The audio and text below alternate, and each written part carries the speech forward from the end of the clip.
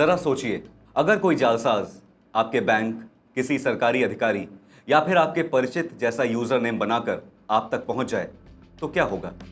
या फिर किसी असामाजिक गतिविधि को अंजाम दे तो क्या होगा? डिजिटल दुनिया में पहचान की सुरक्षा अब सिर्फ सुविधा का नहीं बल्कि राष्ट्रीय और नागरिक सुरक्षा का भी सवाल बन चुकी है। शायद यही वजह है कि केंद्र सरकार ने अब यूजर नेम आधारित मैसेजिंग प्लेटफॉर्म्स की गहन जांच शुरू कर दी है। नमस्कार, आप देख रहे हैं आपका अपना न्यूज चैनल सत्य सर्वोच्च न्यूज और मैं हूं सोम।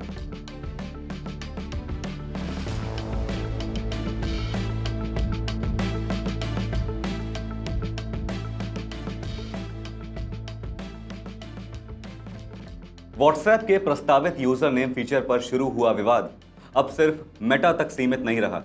केंद्र सरकार ने जांच का दायरा बढ़ाते हुए अब टेलीग्राम और सिग्नल को भी नोटिस भेज दिया है। इलेक्ट्रॉनिक्स और सूचना प्रौद्योगिकी मंत्रालय यानी मैटी ने दोनों प्लेटफॉर्म से पूछा है कि उनका मौजूदा यूजर नेम सिस्टम फर्जी पहचान, ऑनलाइन ठगी और इम्पर्सोनेशन जैसी चुनौतियों से कैसे निपटता है। सरकार ने खास तौर पर टेलीग्राम से यह भी पूछा है कि आखिर उसे भारत में यूजर नेम फीचर जारी रखने की अनुमति क्यों दी जानी चाहिए, जबकि इससे पहचान की नकल और साइबर अपराध का खतरा बढ़ सकता है। इससे पहले सरकार ने व्हाट्सएप को भी नोटिस जारी कर उसके प्रस्तावित यूजर नेम फीचर पर विस्तृत जवाब मांगा था और भारत में इस फीचर को फिलहाल रोल आउट न करने का निर्देश दिया था। सरकार की सबसे बड़ी चिंता यह है कि अगर कोई व्यक्ति किसी सरकारी अधिकारी, बैंक, वित्तीय संस्था, सार्वजनिक हस्ती या सरकारी एजेंसी से मिलता जुलता यूजर नेम बना ले तो आम नागरिक आसानी से धोखे का शिकार हो सकते हैं। सरकार का मानना है कि ऐसा feature fishing, digital arrest, online fraud और फर्जी पहचान के मामलों को बढ़ावा दे सकता है।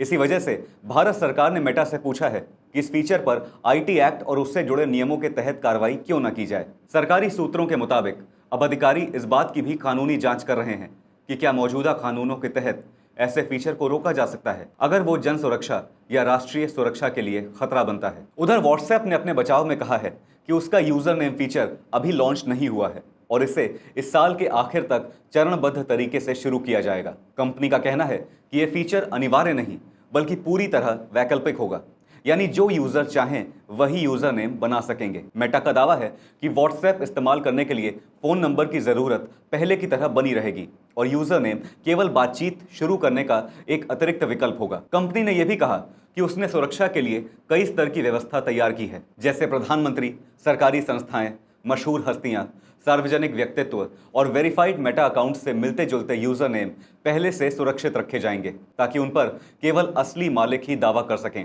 इसके अलावा किसी अकाउंट से नए लोगों को भेजे जाने वाले संदेशों की संख्या सीमित होगी। अगर कोई बार बार किसी यूजर नेम का अनुमान लगाने की कोशिश करेगा तो सिस्टम उसे ब्लॉक कर देगा। व्हाट्सएप ये भी दिखाएगा कि पहली बार मैसेज भेजने वाला अकाउंट नया है, आपकी कॉन्टैक्ट लिस्ट में है, किसी साझा ग्रुप का सदस्य है या फिर किसी दूसरे देश से संपर्क कर रहा है। लेकिन सरकार का कहना है कि सिर्फ तकनीकी सुरक्षा के दावे पर्याप्त नहीं हैं।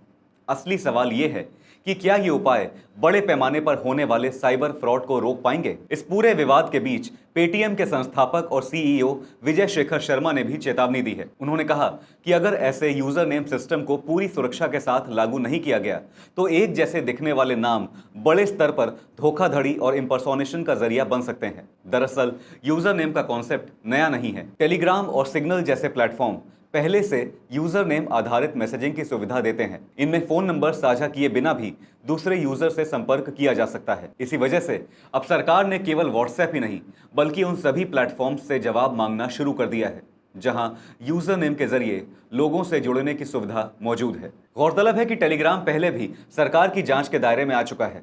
हाल के महीनों में इस प्लेटफॉर्म पर फर्जी पहचान, ऑनलाइन फ्रॉड, संवेदनशील कंटेंट लीक हुए और फर्जी नीट परीक्षा पेपर और भ्रामक जानकारी साझा करने के लिए सवाल उठे थे। इन्हीं चिंताओं के बीच सरकार ने टेलीग्राम और उससे जुड़ी कुछ वेब सेवाओं पर 22 जून तक अस्थायी रोक भी लगाई थी। हालांकि करीब एक सप्ताह बाद ये रोक हटा ली गई और सेवाएं फिर बहाल कर दी गईं। अब साफ है कि सरकार की नजर केवल एक ऐप पर नहीं बल्कि पूरे यूजर नेम आधारित मैसेजिंग इकोसिस्टम पर है।